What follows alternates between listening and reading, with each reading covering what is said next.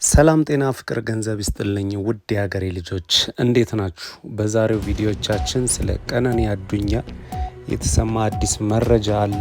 አንዷለም ጎሳ ደግሞ ከእስር ቤት ሆኖ ያስተላለፈው መልእክት አንድ ላይ ይዤ አስደምጣችኋለሁ። በሌላ ቪዲዮ ሰሞኑን የኢትዮጵያ ብሔራዊ ቡድን የግብጻቸውን ገጥሞ ነበረ። በዛም ጨዋታ ላይ 2-0 ተሸንፏል። መነጋገሪያ የነበረው አስቻለው ታመነ በብዙ የኳስ አፍቃሪያን ትችትን አስተናግዷል። ከሰይፉ ፋንታውን ጋር በስልክ እንግዲህ አውርተዋል። እሱንም ማስደመጣችሁ ይሆናል። ለዚህ ቻናል አዲስ የሆናችሁ ቤተሰቦች ላይክ፣ ሰብስክራይብ በማድረግ ይህንን ፋሚሊ ተቀላቀሉ። እንደተለመደው ቤተሰብ ይህን ቪዲዮ ላይክ አድርገን እንጀምራለን። ወደ ቪዲዮ አካሄድ ሽማግሌ ሳይላክ ብዙ ነገሮች ሳይሆን ከሁሉም ጋር ዳይሬክት ማውጋትም ሆነ ማውራት ትንሽ ይከብዳል እና ከዛ አንጻር ስለ ስራ ነው ሲያወራ ሙሽት ስልክ ተደውሎልኛል ብሎ ነው ከነገዳጋሚ ወጣው። ወንድሟም ደግሞ የሰጠን ቃል በቃለሁ። ከዛ በኋላ የተከሰቱ ነገሮች ለማንም ሰው ግልጽ አይደለም። ከሰማነው አንደበት ግን ረጅም ሰዓት አብሮ እንደቆዩ አብሮ ሲያወሩ እንደነበረ ሁሉ ነገር ሰላም እንደነበረ ነው። ከዛ ባለፈ ነገር በህይወት ውስጥ አይደለም እንደዚህ ጀማሪ የሆኑ ህጻናቶች ቀርቶ በእኛ ህይወትም ብዙ ነገሮች ይከሰታሉ። ልጅ አፍርተን ምን ብለን በጭቅጭቅ መሀል ደግሞ ኢሞሽናል የሆኑ ነገሮች ሊነጋገር ይችላል። ሴትን የሚያደማ ብዙ አንደበት ከወንዶች ይወጣል። ታብታብ አድርጉ። ታብታብ ስራ።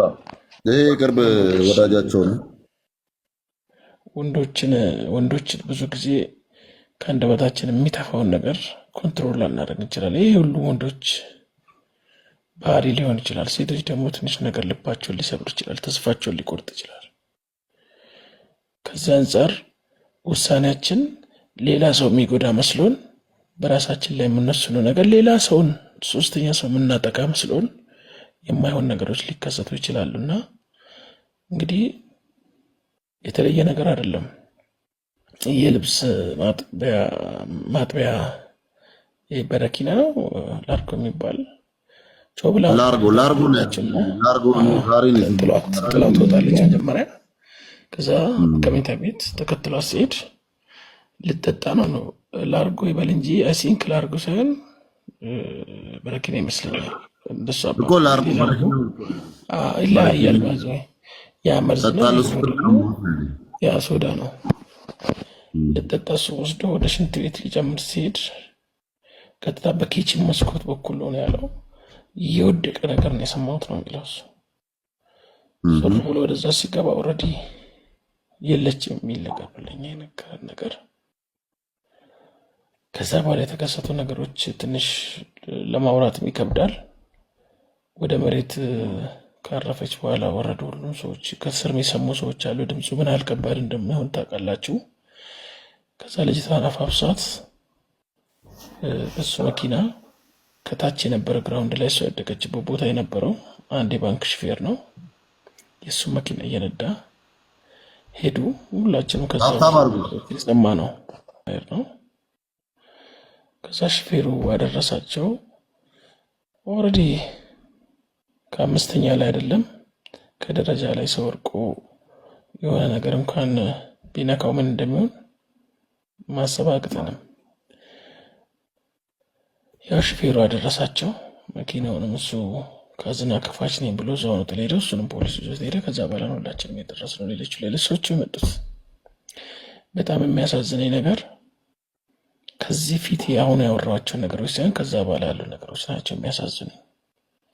ፊቷን አይተናል፣ እንትኗን አይተናል፣ እንደዚህ ነው እንደዛ ነው ብሎ ህሊና ያሌለው ልጅ አለኝ እኮ እኔ። ሁላችንም እኮ ነገ ሰው እናፈራለን። ምን ያህልስ ነው ህይወታችን የሚኖረው?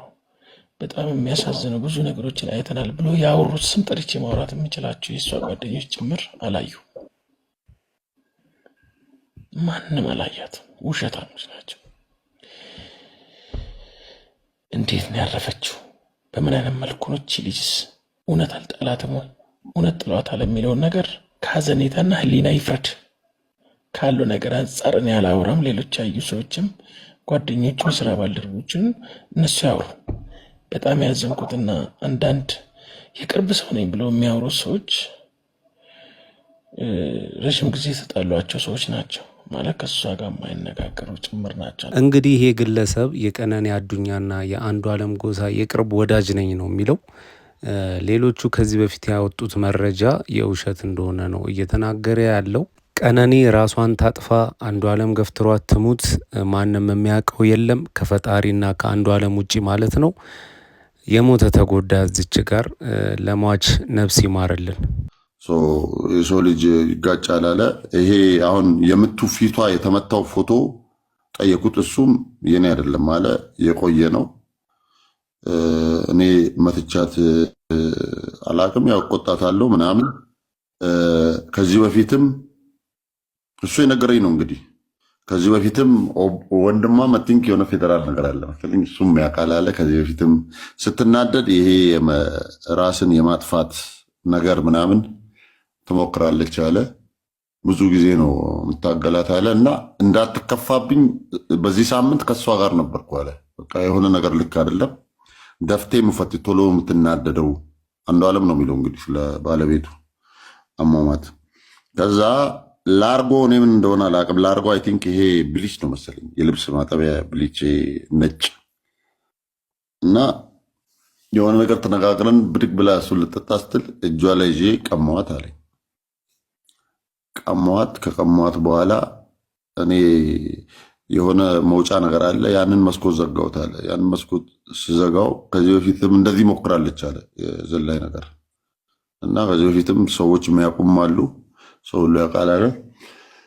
በቃ እንትን እያለን እኔ በቃ ይሄ ነገር ይብረድ ብዬ ከቤት ልወጣ ቀጥ ብዬ ስወጣ ውዝን ሰከንድ ወደ በረንዳ ወጣች አለ። ከዛ ዘለለች። እኔ የምለው ነገር ነው የጠፋኝ አለ። የምለው ነገር ነው የጠፋኝ ብሎ በጣም ነው ያለቀሰው። በጣም ነበር የምታግዘኝ። እኔ በዛ ደረጃ እኔና እሷ ምንም ነገር የለንም፣ የሚያገዳድል ነገርም የለንም፣ እጄንም አላሳረፍኩባትም ያለ ያለቅሳል። ባይዘዌ የተጎዳው አንዱዓለም ነው ከማንም በላይ እና አባትየውና እናትዮ። እንግዲህ እኔ እስር ቤት ገብቼ በአካል እሱን አናግሬ ያገኘሁት ነገር ነው። እኔ ወርውሪያት አልገደልኳትም። ሰው ሲናደድ፣ አንዳንድ ሰው ሲናደድ የሆነ እርምጃ ይወስዳል እና ሽወዘው እንዳ ሞመንት እንደዛ አይነት ሞመንት ላይ ነበረች። ብዙ ሰዎች ነበሩ። እኔ ነው የገባ ውስጥ ቁጭ ብዬ ሰማሁኝ እና አንዱዓለም ያው ቀን ነው። አንዳንዴ ቀን ሲያገናኝ እንደዚህ ነው። ልጅቷን አልገደላትም፣ አልወረወራትም። በሁለተኛ ደረጃ ይሄ ቲክቶክ ላይ የሚዘዋወሩ ፎቶ ደግሞ የቆየ ፎቶ ነው። ጓደኞቿም በሰዓቱ ብዙ ነገሮች ሲከናወኑ ከዛ በፊት አውጥቶ ወይ ሚዲያ ላይ ተናግሮ ማያውቁም። አሁን ይሄ ክስተት ሲከሰት ነው ብዙ ነገር እያመጡ የሌላ ሰውንም ከሌላ ጓደኞቿ ጋር ተጣልታ ከዚህ በፊት የሆነ ብሩዝ ምናምን የነበራትን እያመጡ ነው የሚለጥፉት። በእነሱ መሀል ጭቅጭቅ የለም እያልኩ አይደለሁም። ያው ሰው ሁሉ ይጨቃጨቃል፣ ሰው አብሮ ሲኖር ይጨቃጨቃል። ግን አንዱዓለም በዛ ደረጃ እኔ እቺን ልጅ ለመግደልም አስቤም አላቅም፣ እኔ አልገደልኳትም፣ እሷም እንደዚህ አይነት ባህሪም አሳይታኝም አታቅም እያለ ያለቅስ ነበር። በጣም ነው የሚያሳዝነው። እስር ቤት ብዙ ላይ ያለቅሳል። እንግዲህ እውነቱን እግዚአብሔር ያውጣለት። አይ ሆፕ the judge will give him the judge. ቀዌ ዱበቹ ፌታ የሆነ ታክ ani sira dubbachuu barbaanne yaada kan nu jirtaafin jasuma acknowledge ማራኮን እንጅሩ ጆሌን ብራለ ተኖልጂን ደምት እንጅት ገዳንፋ ጆሌን ገዳንፋ ገዳ የሚባለው ዘፋኝ ብዙ ሰዎች ነበሩ እዛ ውስጥ እና እነሱም ነበሩ። so justice for her and justice for him too. ገሩ አኪን ይተሳርገ ቀዌ በጣም ነው የሚያሳዝነው። እኒኑ ጀቾ ሲገላ ምንምኒ ማፊ ilmoon namaa maaliifi isatu harkaan dhaya ajjeesee ka jedhu mataa keessaa maa qabaattan gurbaan ani ajjeefneedhe gubaanuu isiin tuqneedhe harka tokko laargoo fudhattee dhuguuf taanaan harkaa buusiseedhe achi tasgabboofte anillee ciqiciqii fadheetuma mee yoo isiin yoo karraa galuu jedheet ከሷ የሚሻላት ከሆነ ብዬ ከቤት ወጥቼ ሌላ ቦታ ልሄድ ነበር አለ። በዛች ሰከንድ ውስጥ ዘላ ነው የወደቀችው በንዴት የሚል ነገር ነው የነገረኝ። በጣም ነው የሚያሳዝነው። ከዚህ በፊት አብርሃም ሻላይ በፍቅረኛው ሞት ምክንያት 2 ዓመት ታስሮ እንደወጣ የቅርብ ጊዜ ትውስታ ነው። እኔ ለፍቅረኛሞችና ለባለትዳሮች ግን አንድ አስተያየት አለኝ። ጭቅጭቅ ቤት ውስጥ ካለ በሰላም መፍታት ከቻላችሁ መፍታት ነው። ካልቻላችሁ ግን መለያየትን የመሰለ ነገር የለም። ለምን እናንተ ተገዳድላችሁ ወንጀለኛ ትሆናላችሁ? ተፋታችሁ ልጅም ካለ ልጆቻችሁን በጋራ ማሳደግ ነው። ይሄ የራሴ አስተያየት ነው። የእናንተ ሀሳብ አስተያየት ካላችሁ ኮሜንት ሴክሽን ላይ ጻፉልኝ። እስቲል እንግዲህ አስብ በጌሙ ላይ በጨዋታው ጥሩ ፐርፎርም አድርጌ መሐመድ ሳላን የሚያል የሊጉ የኢትዮጵያ ማን ነው የእንግሊዝ ፕሪሚየር ሊግ አጥቂ ማሊያውን ብዙ ሰው ሲጠይቁት ማሊያውን መሰጠው ለዲፌንደሩ ነው ብሎ በጨዋታው አድናቆቱን ገልጾልኝ ማሊያውን አውልቆ ሁሉ የሰጠው ለኔ ነው። እንግዲህ አስብ እና ቦከር አሉ እነ ከሪም ሄደው እየጠየቁት ነበረ። ማሊያውን ሲጠይቁት አይ ለሱ ነው የምሰጠው ጉድ ዲፌንደር ምናምን ብሎ አድናቆቱን ገልጾ ሁሉ ማሊያውን ሰጥቶኝ ነው የወጣሁት። በጨዋታው ጥሩ ጊዜ ነው ያሳለፍኩት። ይኸውልህ ምን ታደርጋለህ መሰለህ ጅቡቲ ላይ አግባና አስቹ ማሊያን አውልቀ ቢጫምይ እኔ ኃላፊነቱን ወስዳለሁ። ሲክስ ፓክን አሳያችሁ። ብቻም ባላገባም ማንም ቢያገባ ቲሙ ሲያገባ ማውለቂያ አይቀርም። ነገር እውነት ለመናገር አስቻለው በጣም ጎበዝ ነው። ግን የቦርጩ ጉዳይ ግን ስጋ ቤት ከፍቷል እና የእሱን ጉዳይ ተደራርቦ ሊመጣ ይችላል አይታወቅም። እና እኛ ከዚህ በፊት ግብፅንም አሸንፈናታል፣ 2-0 አሸንፈናል። ምንም እኮ ኖርማል ነው መሸነፍ ማሸነፍ። ወቅታዊ አቋም ደግሞ የለንም፣ ወርደናል። እነሱ ደግሞ ጎበዝ ናቸው። በቃ ኤፍሬም የማነም የተናገረው ልክ ነው። ጋዜጠኛ እስከሆነ ድረስ መተቸት ይችላል። ጥሩ የሰራውንም ጥሩ ሰርቷል ማለት ግዴታው ነው። ስለዚህ እየተተቻቸን እንቀጥላለን ማለት ነው። ይህ ሰውዬ ረሳችሁት? ሮቤል ኪሮስ ይባላል። ሪዮ ኦሎምፒክ ላይ በዋና ኢትዮጵያን ወክሎ ባይዜ በዓለም ላይ ሪከርድ ነው። በዚህ ሰዓት በዚህ በዘገየ ሰዓት በዓለም ላይ የገባ ዋናተኛ በኦሎምፒክ ታሪክ የለም። ለኢትዮጵያ ተጨማሪ ብሔራዊ ዝቅጠት የሆነ ልጅ አስቻለው ታመነ ደግሞ ደገመልን ትላንትና። ባይዜ አስቼ ስጋ ቤት ከፍታለችና ይህን ስጋ እያጣጣመች ጉበኛ ትራፊክ መስላ ሆዷ ውጥር እንዳለ እግር ኳስ ልትጫወት ገብታለች እና ሌላ ተጨማሪ ብሔራዊ ውርደት ተከናንበነዋል። እንግዲህ ለነገሩ ማስተዋልን አዲስ አበባ ለሚያክል ከተማ ምክትል ፕሬዝዳንት አርገን የሾምን ሰዎች ከዚህ በላይ ሪዛልት ሊመጣል ተብሎ አይታሰብም። እንግዲህ ኤፍሬም እንዳለው ነው የኢትዮጵያ ብሔራዊ ቡድን የማይሸነፈው ካልተጫወተ ብቻ ነው ብሏል። ይሄም በማለቱ ፌዴሬሽኑ የተለያዩ ኮሚቴዎች እዛው ኢቢኤስ ቴሌቪዥን ላይ ሄደ ይቅርታ ካላልክ ፍርድ ቤት የነሱ ሌላ ፍርድ ቤት አለ እንዴ? እነሱ የሚከሱበት አተቹን በቃ መተቸት አትችሉም። 14 ሚሊዮን ብር ነው በአንድ ጨዋታ የሚያጠፉት። 14 ሚሊዮን ብር ማለት ይህንን እየጠቀጠቁ እየበሉ ጭንቅላታቸው ዜሮ ሆኗል። ስለዚህ ሀገርን ተደጋጋሚ ሃትሪክ የሆነ ውርደት እያከናነቧት አተቹን። እንደዚህ የሚባል ነገር የለም አባቴ። ከሰራ ትሰራለህ፣ ካልሰራ ደግሞ ትተቻለህ። በቃ አለቀ።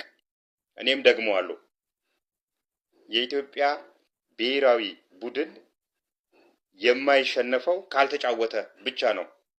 ይቅርታ በል ካላችሁኝ ደስ ይለኛል እኔንም እና እኔም እንደዚህ አይነት የስፖርት ዘገባ ልሰራ ብዬ ተሳካልኝ ዛሬ።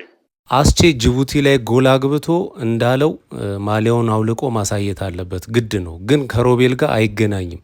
ሮቤል ብሔራዊ ውርደት ነው ያከናነበን። እሱ የስቅላት ፍርድ ነበር መፈረድ ያለበት።